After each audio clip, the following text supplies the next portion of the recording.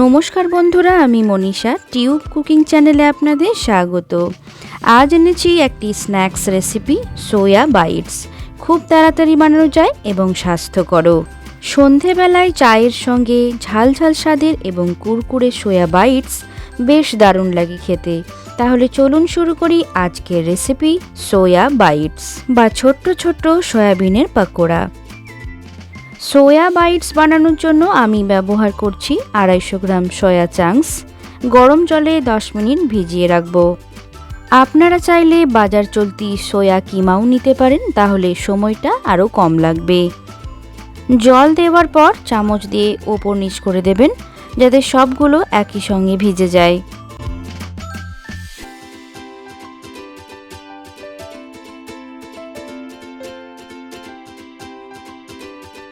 দশ মিনিট পর সোয়া চাংস থেকে জল চিপে বের করে নিতে হবে।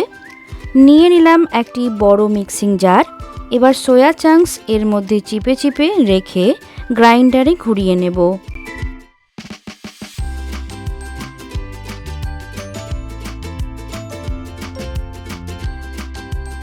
একদম পেস্ট বানিয়ে ফেলবেন না, কিমার মতো রাখবেন, খেতে বেশ ভালো লাগবে।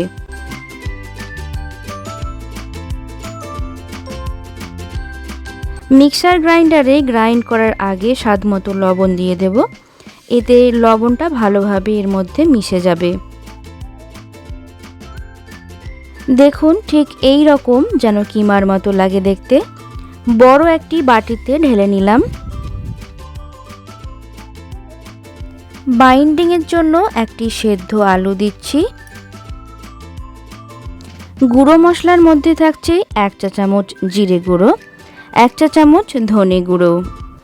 ঝালের জন্য কাঁচা লঙ্কা কুচি দিতে পারেন। আমি এতে দিচ্ছি চিলি ফ্লেক্স। চিলি ফ্লেক্স ব্যবহার করলে লঙ্কা কুচি করার ঝামেলা থাকে না, খেতেও ভালো লাগে।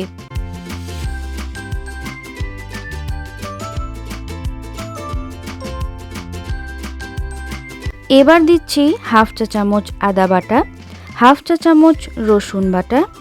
হাতের কাছে বাটা মশলা না থাকলে কুচি করেও দিতে পারেন।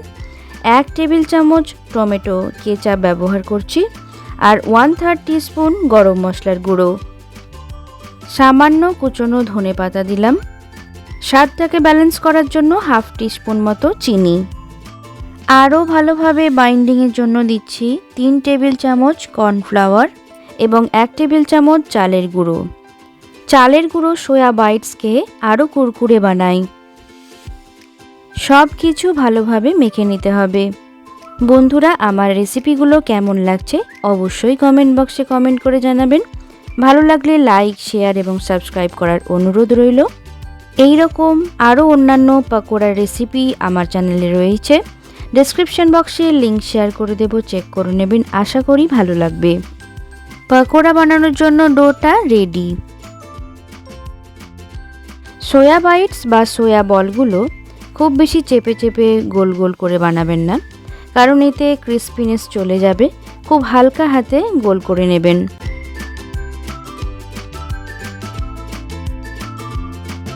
ছোট ছোট বল বানানোই বেশি ভালো লাগে। বড় বড় বানালে পাকোড়ার ভেতরটা ভালোভাবে রান্না হয় না। তবে প্রায় একইভাবে কোপ্তাও বানানো যায়। কোপ্তার রেসিপি দেখতে চাইলে কমেন্ট করে অবশ্যই জানাবেন। সব কটা বল বানিয়ে নিলাম, এবার ভেজে নেব।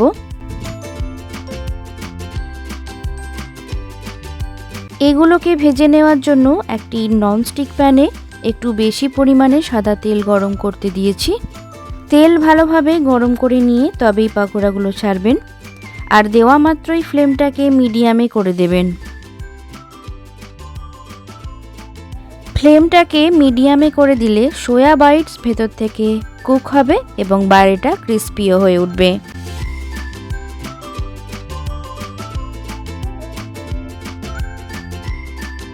বারবার উল্টে পাল্টে দিতে হবে, যাতে চারিদিকে সমানভাবে গ্যাসের হিটটা পায়, তবেই ভাজাটা ভালো হবে।